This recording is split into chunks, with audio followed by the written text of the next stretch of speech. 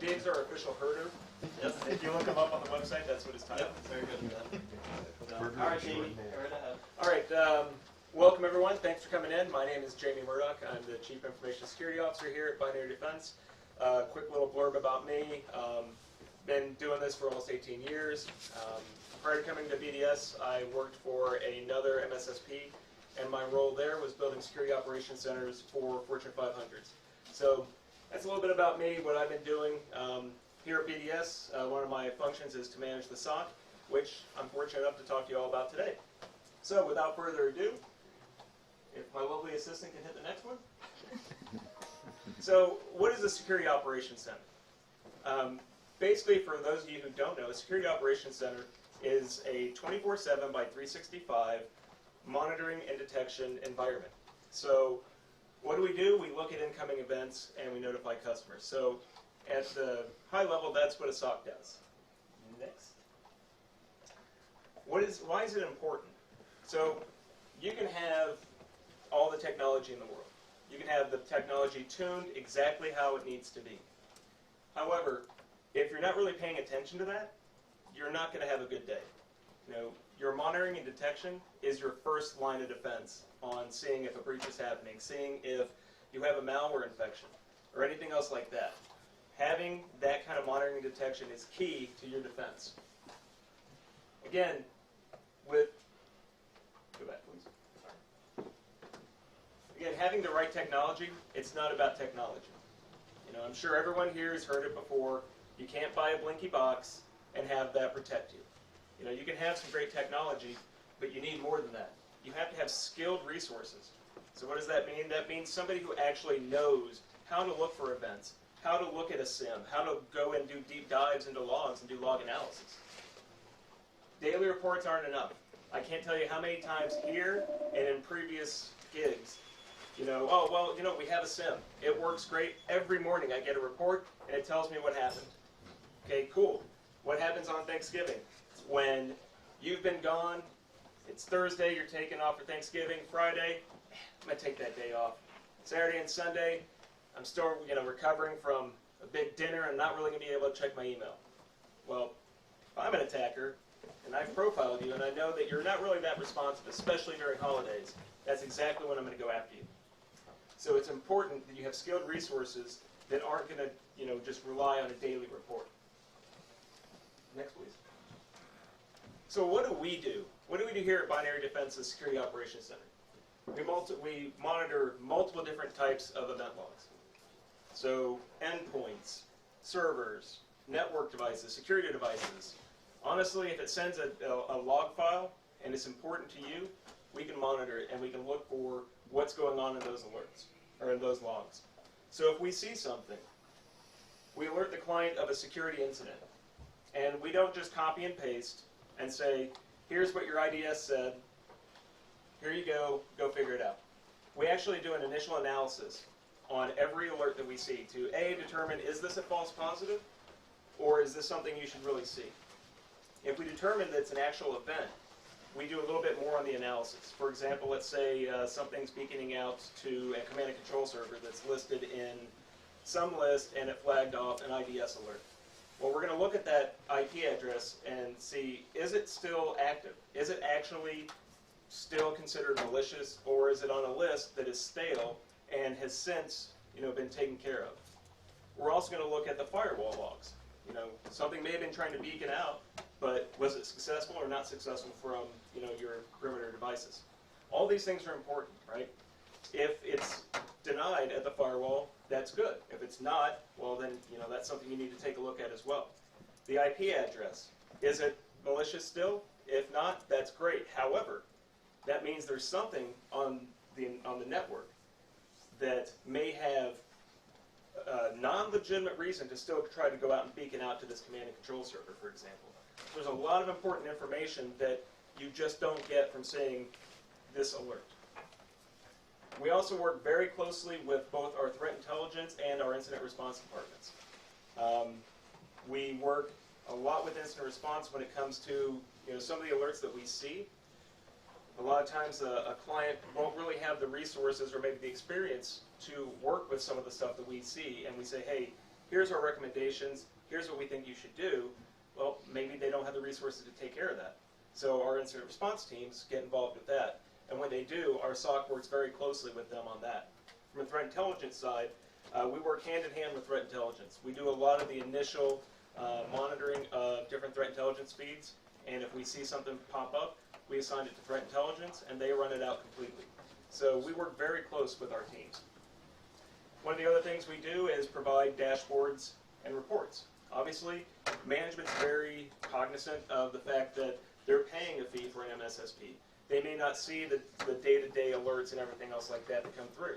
So we provide any kind of reporting that the client's looking for, and there's also dashboards that, from a management or executive level, can be presented. Next, please. So, a couple of real-world examples. In this one, we happen to see some malware internally for a client. And instead of just, hey, you have some malware, which I've worked for an MSSP, and that happens all the time. You have this malware event, you should probably go look at it. We actually ran it out, made some recommendations to them, and this is actually something that happens very, very, very frequently. Next, please. And this one, this just is something to kind of show that outside of the alerting and the recommendations, we'll actually work with the client. So, maybe they don't have an actual security resource. Maybe they just have technical resources and they don't really understand what to look for and how to look for it in their own environment. We'll actually work with them to go through this, where to look for things, how to look for it, and we'll assist on that as necessary. Next, please. This one was fun.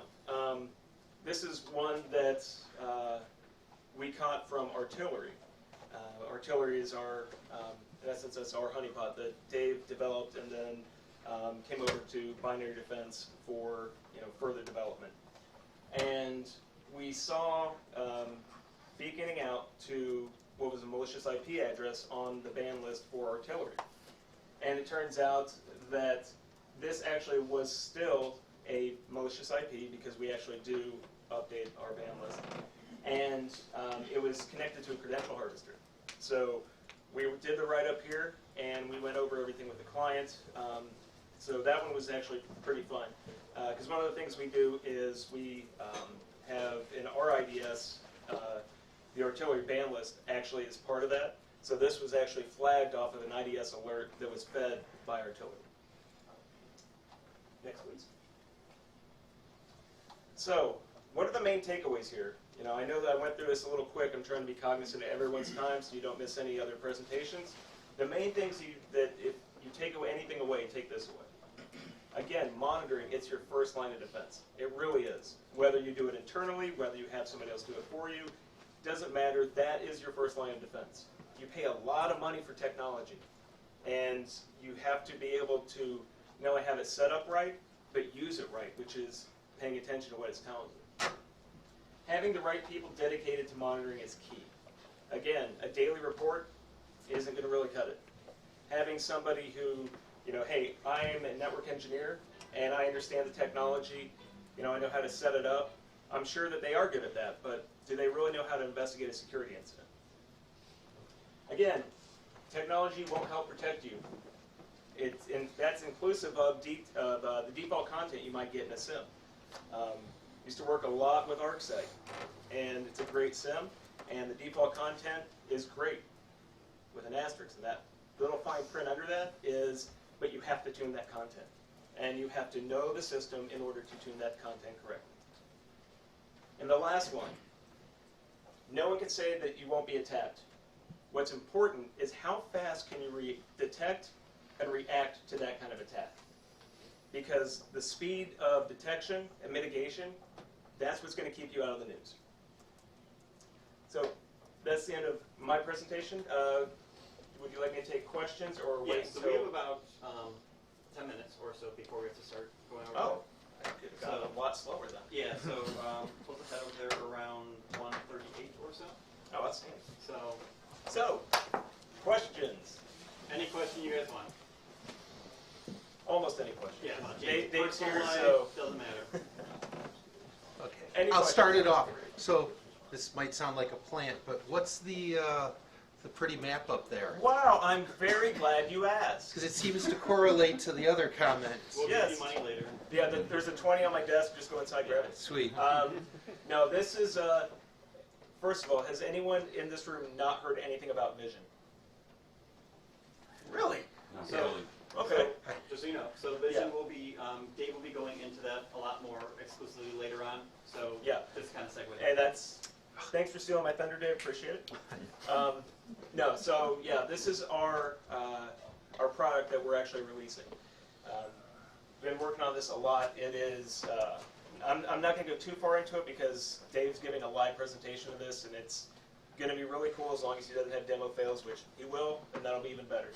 But visions are endpoint detection. It goes way past that, though. To say it's endpoint detection is not giving it an eighth of the credit it really deserves. So it's something we're launching very soon.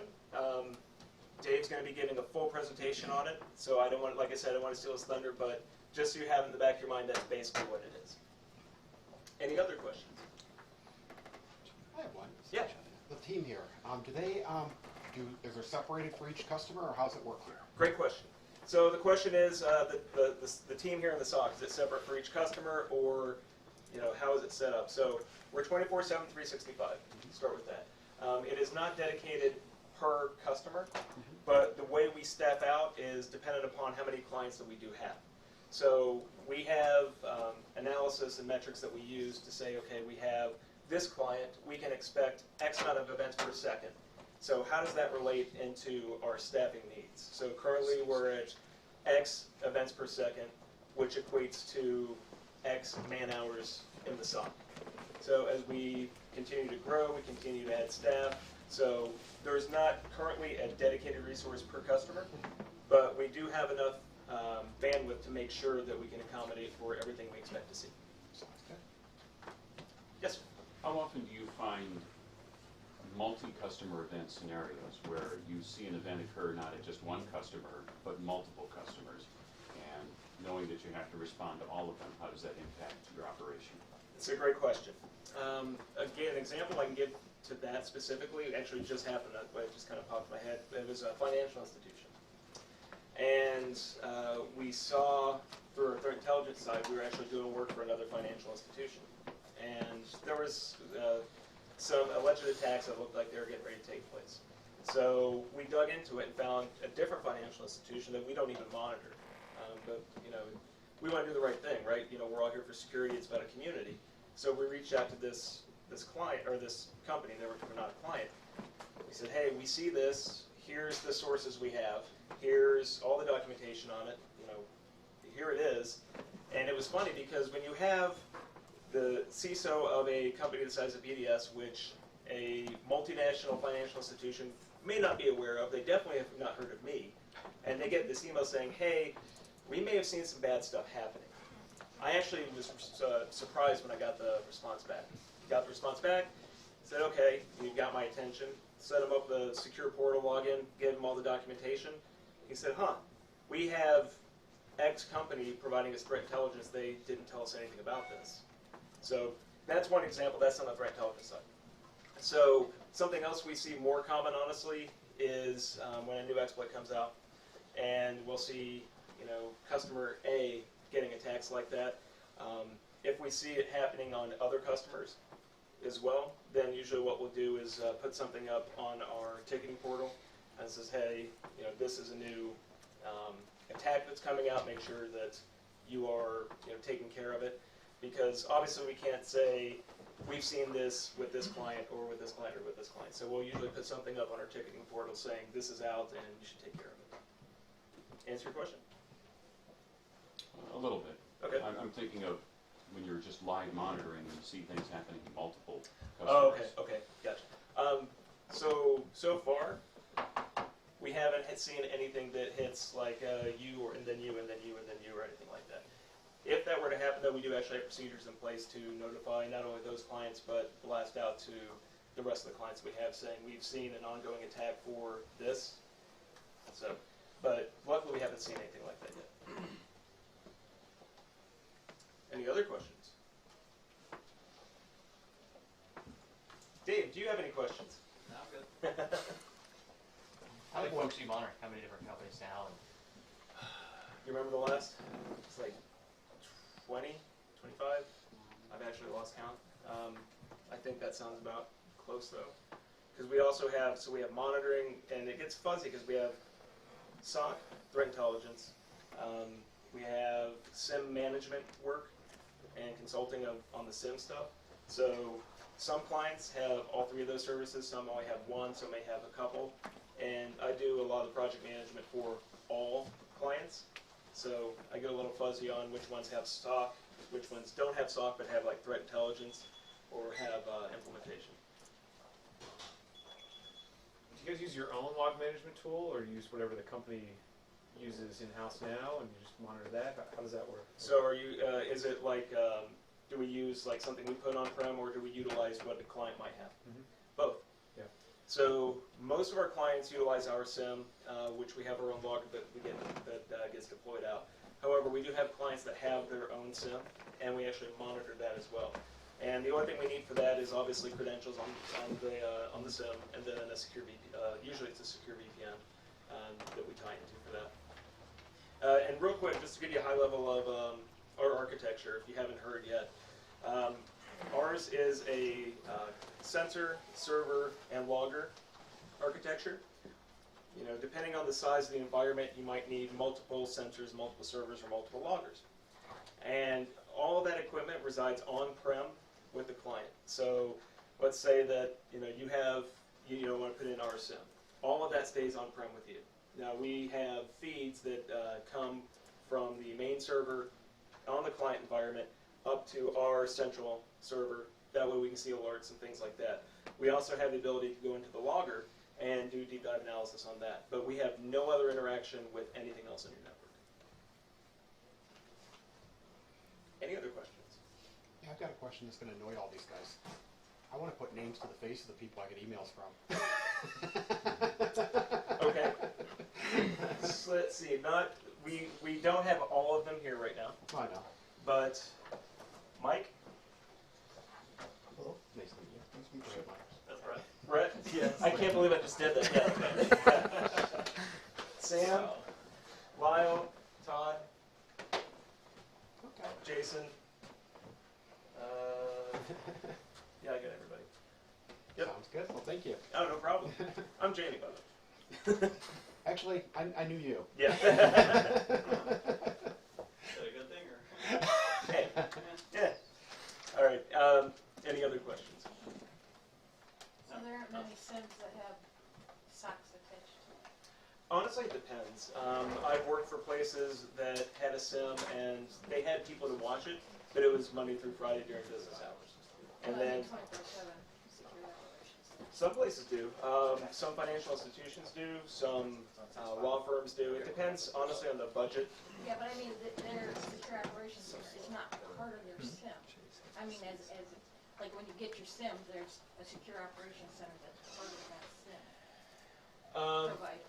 Oh, okay. Yes. So I know that SecureWorks has one. That's because I used to work for them. I don't know about HP or IBM if they make you utilize their SIM or you purchase one.